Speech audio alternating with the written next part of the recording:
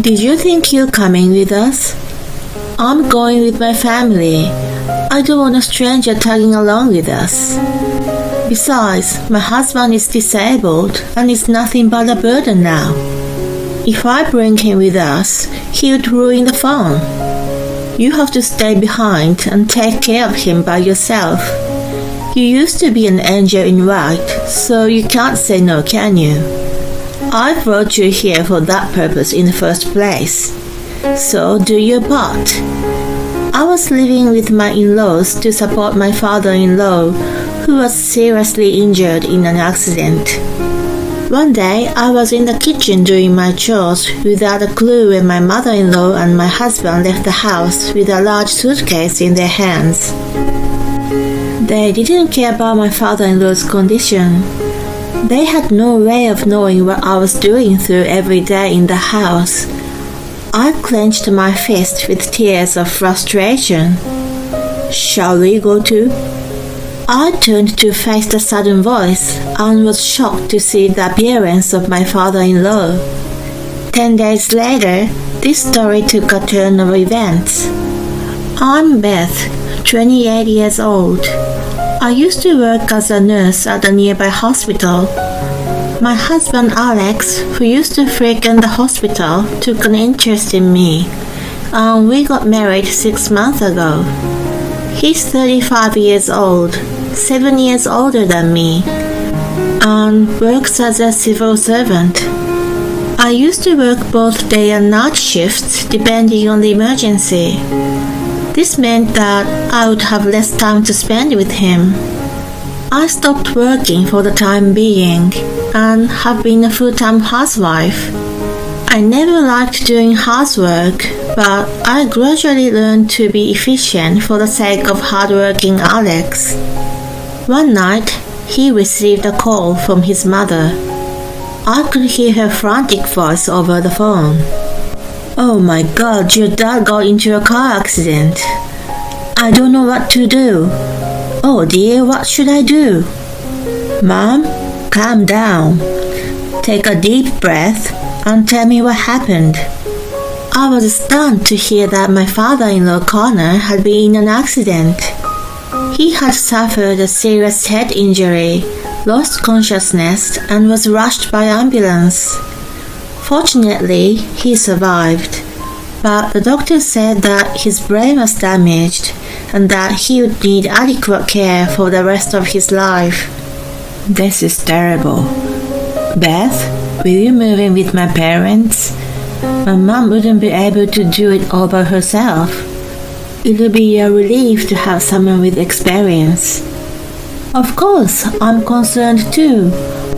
I would do anything to help such a great father-in-law.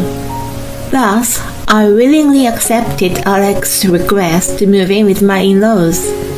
The next day, I started a new life living with the four of us. However, it was the beginning of hell for me. At first, my mother-in-law Elle welcomed me with smiles and open arms. Within 3 days, she gave up on housework, and I found myself doing everything. Beth, you are a full-time housewife, right? Then there's no reason for me to do the housework. Connor can't move or talk, so you look after him well. You were taking care of your patients before, so it's an easy task for you, right? She always took the easy way out and forced me to do things she didn't want to do. My in-laws' house was a big 5-bedroom mansion. It took me hours just to do the usual cleaning.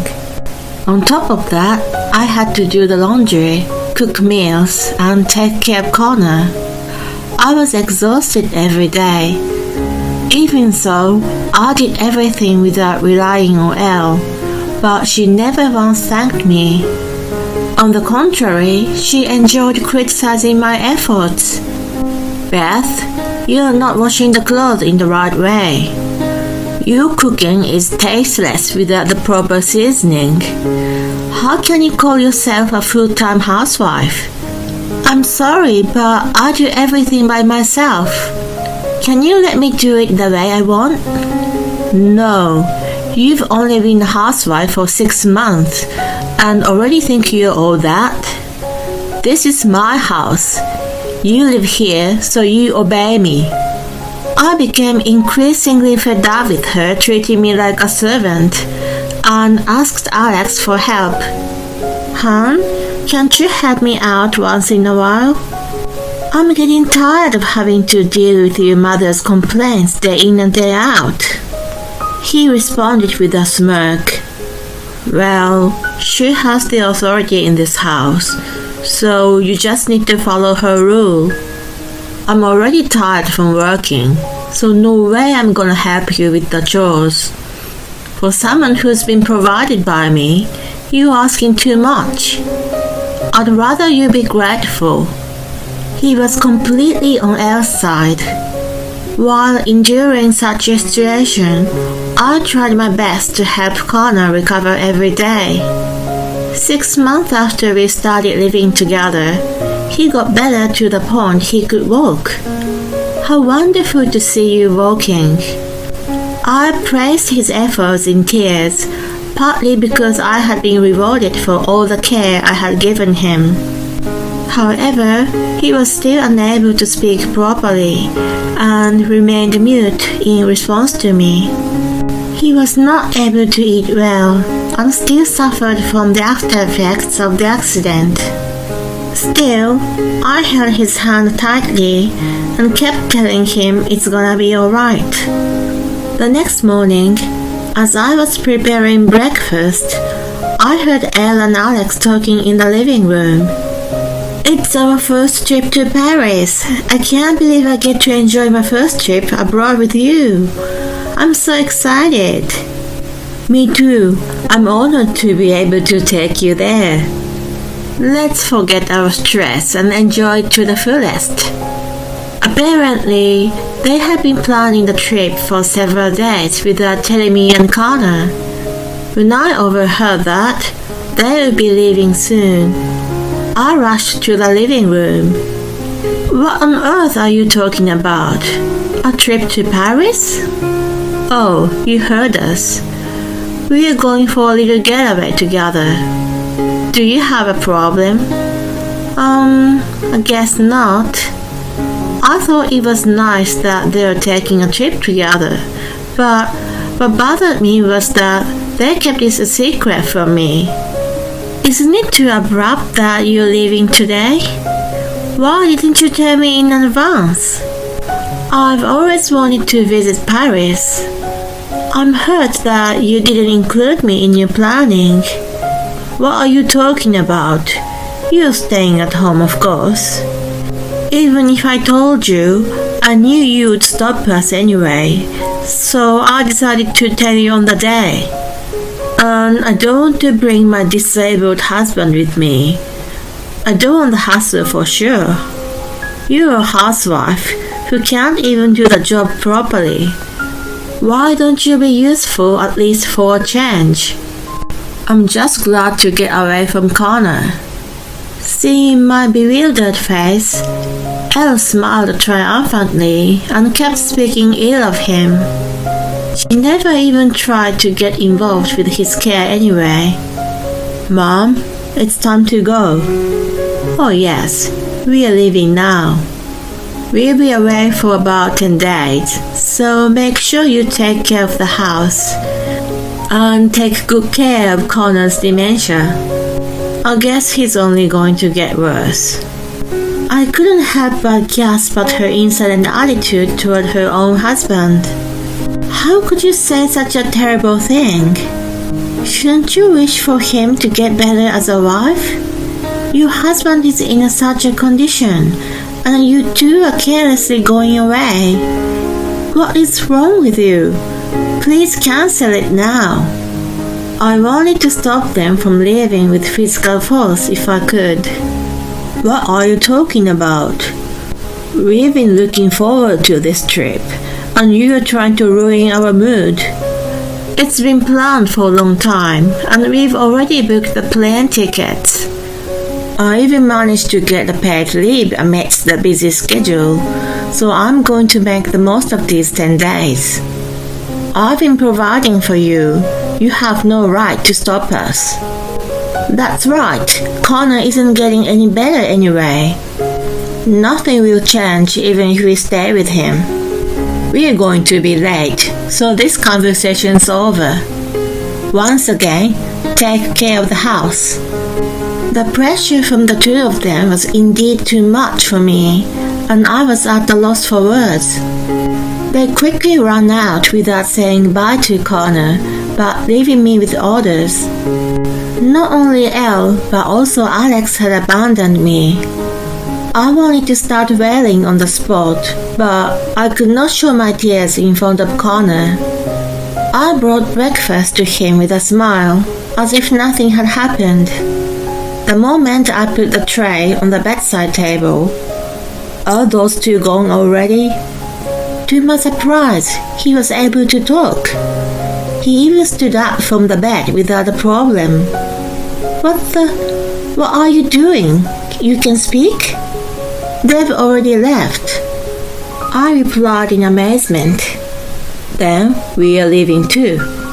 He quickly got ready and walked out of the room. 10 days had passed since Elle and Alex left home. Suddenly, they were speechless. The house, which was supposed to be there, had been turned into a flat land. Both of them panicked at the shocking sight. Alex called me in frenzy. "Oh my God, what the hell happened? The house is gone. Welcome back. We got rid of the house. Also, your father and I have decided to divorce you guys. Our attorney will call you later." They cursed me for this unexpected turn of events. "There's no way you can do such a selfish thing. You're not even the owner of the house." "She's right. You better explain yourself." I brushed it off saying, "I'll let Connor take over now." I handed the phone to him, who was standing nearby. "You two, listen to me very carefully." They were stunned to hear him speak in such a clear voice. What really happened was that he had regained his speech about 3 months after the car accident. He had kept it a secret from us all and had been receiving treatment and rehabilitation at another hospital run by his acquaintance. With his amazing recovery, he was able to speak as normal, and the after effects of the accident had disappeared. I had often witnessed him wandering about the house, but that was only a pretense of dementia. He was actually going to a hospital or to see his legal advisor. He was the only son of an affluent family and had been managing his vast wealth alone since his parents died when he was young. On the day Elle and Alex departed for Paris, I followed him to his attorney's office. He decided to move into a luxury senior apartment with nursing care, which was affiliated with the hospital I used to work at. As a token of appreciation, he offered me a sum of money for my immediate living expenses and a residence in one of his apartment buildings. After that, he sold his house to a real estate company. We both packed up and moved into our new homes. Connor had seen more than enough of Elle and Alex's nasty nature over the past few months. He was disgusted and demanded a divorce from Elle and declared to cut ties with both of them. "How can you abandon your own son?" Alex was furious, but Connor calmly confessed, "Actually, you and I are not related by blood." Alex was speechless. Connor explained to him everything that had happened. Alex was brought to the family when he was still a newborn. Elle and Connor had kept it a secret all this time. When Connor's best friend suddenly passed away, leaving his pregnant wife without much means to live, Connor pitied and took her in. Their marriage was out of the norm, but they were happy living together as a family of 3. However, Elle and Alex took advantage of the fact that Connor had become bedridden. They started spending a lot of his money and even used it to pay for the trip as well. When he noticed it, he pretended to be physically disabled. He dared them to do as they pleased and waited for the right moment. Having grown sick of them, he decided to sell the mansion. He also donated most of his wealth to a foundation for orphaned children. He had already asked the attorney to take care of the necessary procedures. I was amazed by the fact that something on such a big scale had been done so quietly. He told them that the rest would be discussed through his attorney and handed me the phone. Elle and Alex flipped out and begged me to do something about it, but I had no sympathy for them. Too bad. I've been told I'm useless except as a caregiver. I hung up the phone on them. Connor and I received numerous calls from them every day. I picked up once and told them, "I've left everything in the hands of my lawyer, so don't call me again." I blocked their calls after that. Not only did they lose their place of residence, but they faced divorce proceedings. They were also shocked to find out that most of the property was donated to a foundation, and there would be no distribution of their inheritance. In addition, Alex was forced to resign after his employer found out that he had falsely requested family paid leave when he went on the trip. After resigning, he's been working part-time while looking for a new job. Naturally, Elle has to work to make ends meet. She's been working as a cleaner from early in the morning until late at night. They are now living together in a small apartment. Meanwhile, after my divorce was finalized, I returned to the hospital where I used to work. I'm working as a nurse again. I visit Connor on a regular basis and enjoy our conversations. By the way, I've been wondering why you didn't tell me that you had recovered. You could have told me. Oh, that's because if I told you, I was afraid that those two would have found out too. My intention was to catch them off guard, you know. I'm sorry you had to deal with them for half a year. I sincerely apologize. No, I was so ready to leave them anyway. Rather, I thank you for giving me the opportunity. You always cared about me. I hope I have repaid your kindness. Thank you too. He treats me like a real daughter, and I will always love him. I am truly grateful to have met such a kind man, despite everything that happened. While I work hard as a nurse, I hope to find a wonderful man in my life soon.